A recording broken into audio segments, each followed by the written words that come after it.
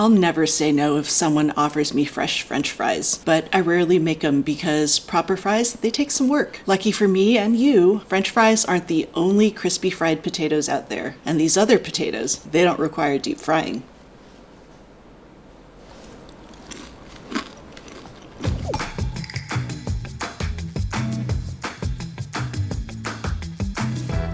French fries are deep fried, which means that each piece is surrounded by fat. In fact, they're traditionally deep fried twice. The first fry cooks the potatoes so that their interiors are light and fluffy, and the second fry, that crisps them all over. I just grossly oversimplified fries, and I'm actually going to take it one step further. Fries are about bringing together starch, fat, and heat in just the right way. Starch molecules, they're packed into crystals, and when they cook, those crystals break open because the starches have absorbed water. If you heat the released molecules to drive off that water, what you're left with is a dry, tangled web of starch that reads as crispy or crunchy, depending on how dense it is. The oil helps heat the starches evenly, and that lets everything brown nicely. It also penetrates that web, preventing water from getting in and softening the texture. So, what makes a fry so appealing? Is it the fact that it's deep fried?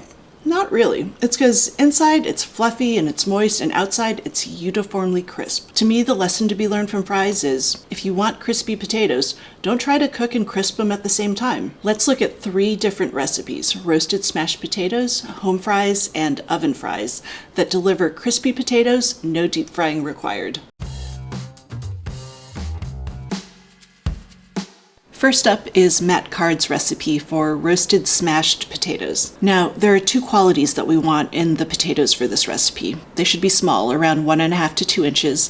Anything bigger, it's just going to be really hard to smash. And they should have thin skins because we're not peeling them. Thin skins are going to be crispy, not tough when properly roasted. I'll pop these potatoes on a baking sheet, add water, cover tightly with foil, and bake at 500 degrees. This setup allows the potatoes to steam, which means they're cooking from all sides. Without that steam, they'd cook unevenly because the hot air in the oven and the hot metal of the sheet pan, they're going to heat the potatoes at different rates.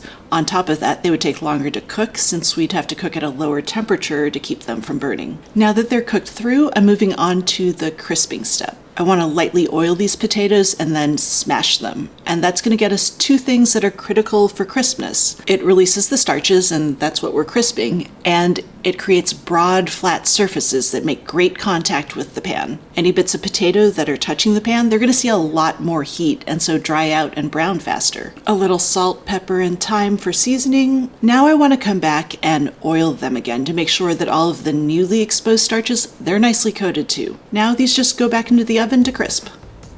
Look at the gorgeous browning on these potatoes. You can see that the starches up top have picked up beautiful color, and then the bits that are touching the pan are even more browned. Like, look at that beautiful color. It's exactly what we want. It looks so crispy. I can't wait to try it.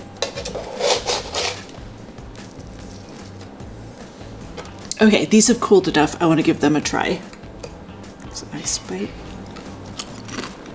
These are so crispy on the top, and they're kind of crunchy on the bottom where that layer of free starch is a little bit thicker. Got little pops of thyme, nice generous amount of salt. Yum. Not feeling like finding the perfectly sized potatoes you need for this recipe? That's no problem. Let's see what we can do with russets. We just looked at a recipe that par cooks to make sure that the interior is perfectly done before focusing on the exterior. Andrea Geary's home fries recipe, it does the opposite. We'll start by pre-treating the exterior before roasting the potatoes until they're deeply browned. I've got boiling water here, and I'm adding baking soda to it along with the potatoes. The baking soda raises the pH of the water, and that small change, it's going to cause the surface of the potatoes to really break down. It's almost immediate, and that's great because we want these cubes to be raw in the center and just coated with a generous layer of free starches. We're actually going to double down on that mushy exterior by tossing the potatoes around in the pot over low heat for a few minutes before adding salt, butter, and a pinch of cayenne. Now this step, it's going to remove excess water while creating a paste that coats the potatoes. They don't look great now, but remember, it's free starches, fat, and heat that we need for crispness. These potatoes are ready to go onto a hot sheet pan, and I want to spread them out to make sure they're making great contact. I'll just pop these in the oven where they'll bake until they're cooked through and the potato butter salt paste we made is nicely browned.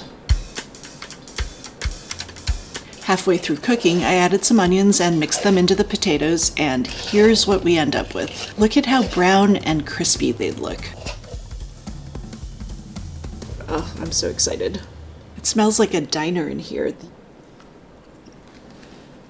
There's this nice substantial shell around these, and it's just so satisfying to crunch through. And then inside, it's just earthy, fluffy, light potato. Fantastic. I can't give you one of these to taste, but I can show you what they look like on the inside. Look at how beautiful that is. If you thought that this technique would be great for roasted potatoes, you're thinking like a test cook. Andrew Janjigian pairs this method with duck fat for these amazing duck fat roasted potatoes, and you can find his recipe in the description below this video. Last up are my oven fries. Now, this recipe also calls for putting a paste on potatoes before baking them, but that baking soda method, it wasn't going to work because all of that stirring would break the wedges up into little chunks. Happily, potato starch isn't the only starch out there that'll crisp. We're going to use cornstarch here. Here's the thing. If I were to just dust the surface of these wedges with cornstarch, yeah, some of it would stick, but not enough to form a really nice shell. To get more on there, we need to make it into a slurry. And we're going to do that by whisking water in, and then we're going to microwave it until that slurry thickens. Yeah, this looks weird, it feels weird too, but trust me, it works. Just like with the roasted smashed potatoes, we're going to want to cover with foil to trap the steam and help them cook through, and then we can uncover and let them brown and crisp.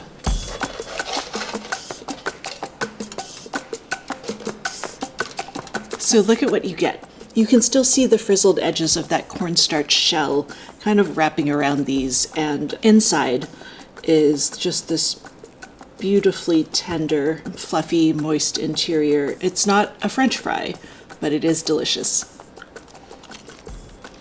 Remember, you gotta take the right lesson from French fries. Don't try to cook and crisp your potatoes at the same time. That's how you get crispy, crunchy, fluffy bites of potatoy goodness, no deep frying required. You'll find the links for these recipes in the description below. Now, how many of you were saying, but I do want to make French fries at home? Let me know in the comments, and if there's enough demand, maybe I'll get to work on a fries recipe.